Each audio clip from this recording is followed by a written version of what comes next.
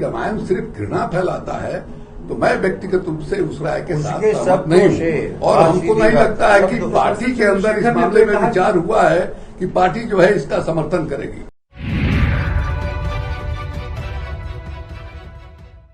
नमस्कार, इन खबर में आपका स्वागत है।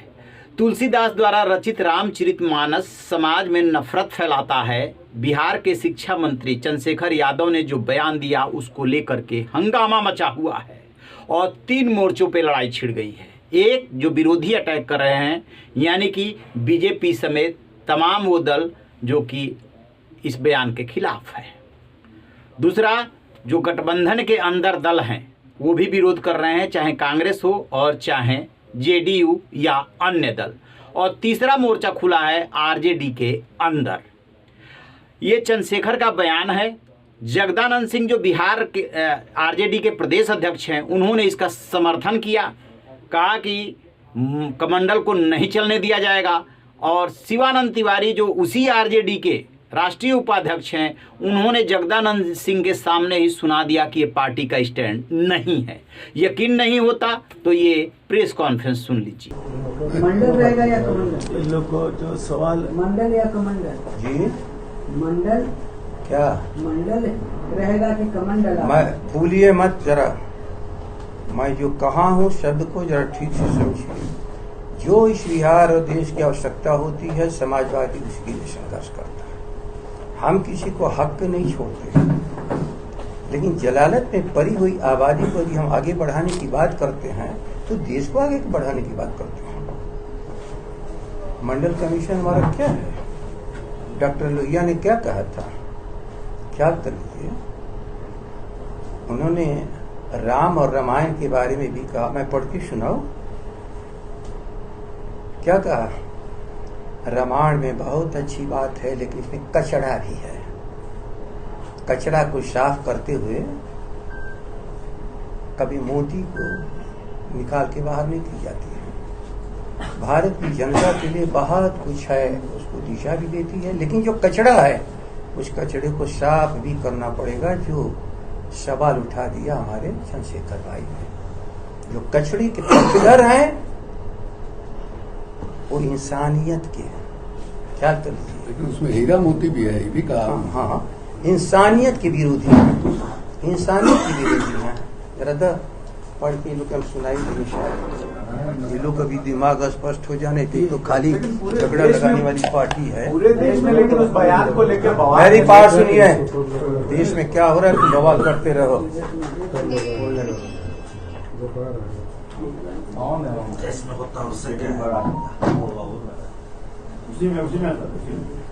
इस तरह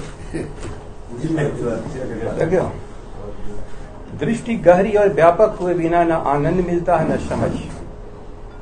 तुलसी का रामायण में आनंद के साथ साथ धर्म भी जुड़ा हुआ है। धर्म शाश्वत है, मानी और वक्ती भी। तुलसी की कविता से निकली हुई अनगिनत रोज की उक्तियां और कहावतें जो आदमी को टिकाती हैं और सीधे रखती हैं। साथ ही ऐसी भी कविता है जो एक बहुत ही क्रूर अथवा क्षणभंगुर धर्म के साथ जुड़ी हुई है, जैसे शूद्र या नारी की निंदा और गौ विप्र की पूजा। मोती को चुनने के लिए कूड़ा निकलना जरूरी नहीं है, कूड़ा साफ करते वक्त मोती फेंकना भी जरूरी नहीं है। हम लोग और क्या कर रहे हैं? ये चाहते हैं कूड़ा भी रहे, हम कहते हैं हीरा मोती भी और रहे। नफरत फैलाने की बात उन्होंने नहीं कही थी।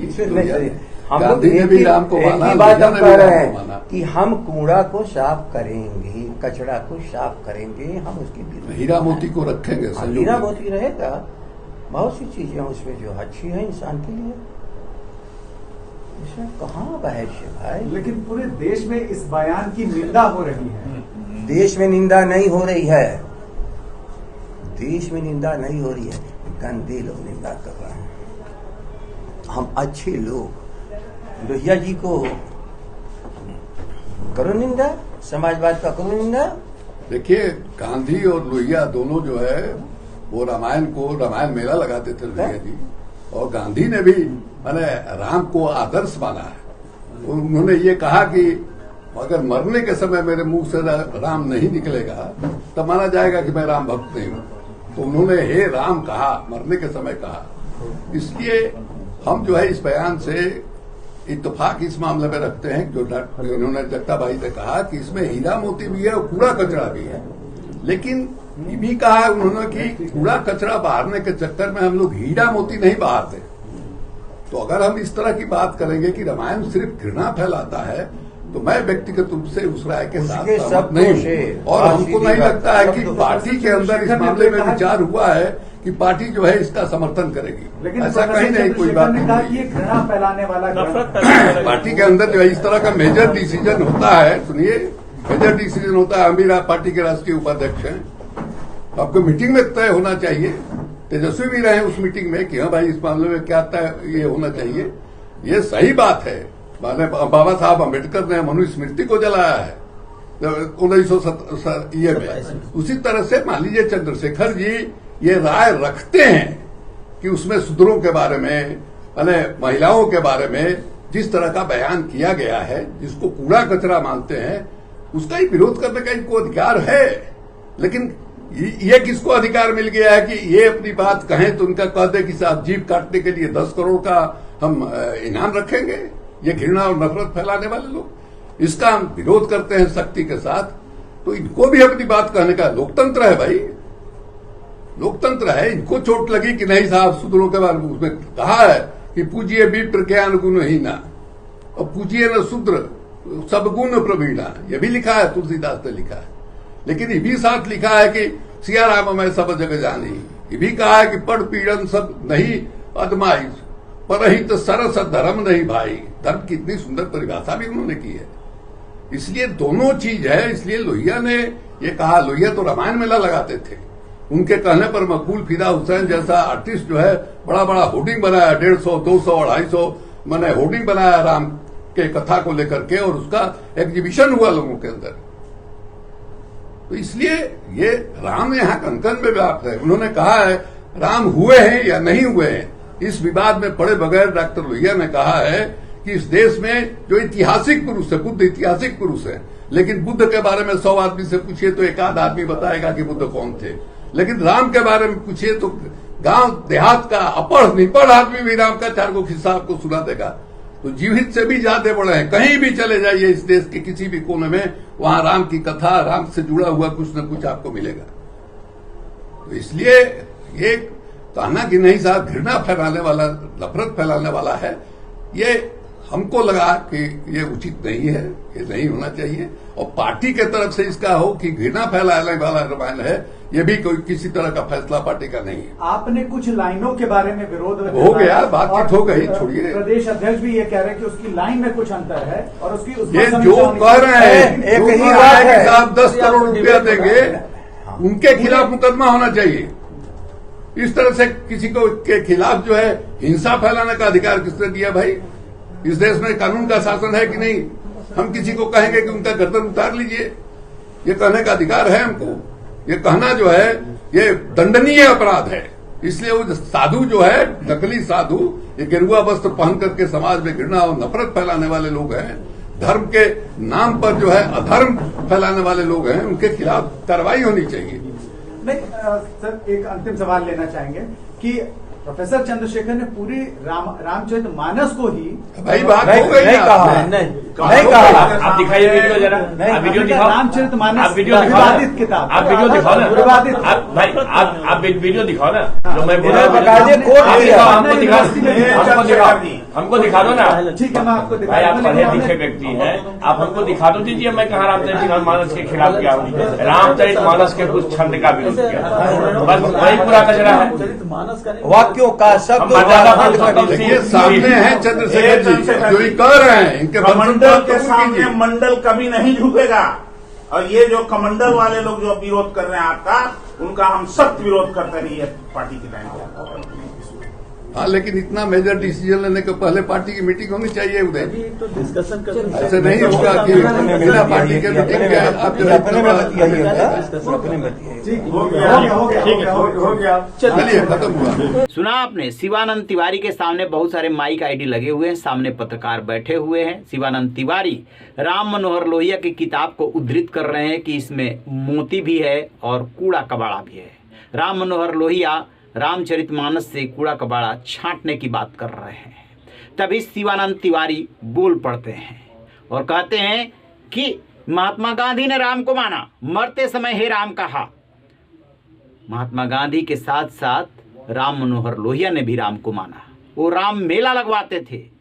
जहाँ तक मोती और जो भी उसमें कूड़ा है उसे छांटने की बात कर रहे हैं वो एक अलग बात है, लेकिन जो कुछ भी शिक्षा मंत्री ने बोला है उससे वो सहमत नहीं है। तो इस तरीके से बीच बीच में दोनों में बातचीत होती है और मीडिया के सामने हो रही है, खुल करके बोल रहे हैं शिवानंद तिवारी।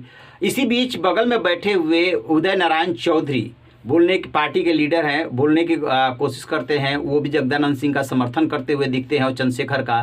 तभी शिवानंद तिवारी कहते हैं कि क्यों नहीं पार्टी की मीटिंग बुला लेते हैं जिसमें कि तेजस्वी भी हों और उसमें तय हो जाए कि इस पर पार्टी का क्या रुख है। कहने का मतलब ये कि आरजेडी के अंदर भी इस बयान को लेकर के दो धड़े बन गए हैं और शिवानंद तिवारी खुल करके इसके विरोध में आ गए हैं। जिस तरीके से तुलसीदास द्वारा रचित रामचरितमानस को लेकर के विवाद खड़ा किया गया है। बाद में वही चंद्रशेखर जो उस प्रेस कॉन्फ्रेंस में मौजूद है यह कहते हुए सुने गए हैं कि वो पूरे रामचरितमानस का विरोध नहीं कर रहे हैं, सिर्फ उन चौपाइयों का विरोध कर रहे हैं जिसमें कि आपत्तिजनक बातें की गई है। अब ये देखते हैं कि ये झगड़ा कहाँ जाकर के थमता है, क्योंकि नीतीश कुमार जो बिहार के सीएम हैं उनसे जब इस पर सवाल पूछा गया तो वो अनजान बनते हुए नजर आए। उनके बगल में जो है अशोक चौधरी, उनके खासम खास है, वो खड़े थे। बाद में उन्होंने प्रेस कॉन्फ्रेंस की और आरजेडी व उनके शिक्षा मंत्री चंद्रशेखर को उन्होंने आड़े हाथों लिया कि पहले संदर्भ को समझिए कि ये किस संदर्भ में किया गया है, और उन्होंने उनकी खाट खड़ी कर दी। तो जेडीयू भी विरोध कर रहा है कि आपको ऐसा नहीं बोलना चाहिए, आप अनावश्यक विवाद खड़ा कर रहे हैं। और इधर जो है आरजेडी में भी दो मत उभर करके आ गए हैं। अब बात करते हैं तेजस्वी की, तेजस्वी क्या कह रहे हैं। तेजस्वी से भी पत्रकारों ने ये सवाल पूछा था और तेजस्वी जो है इस सवाल को टाल करके आगे बढ़ गए थे।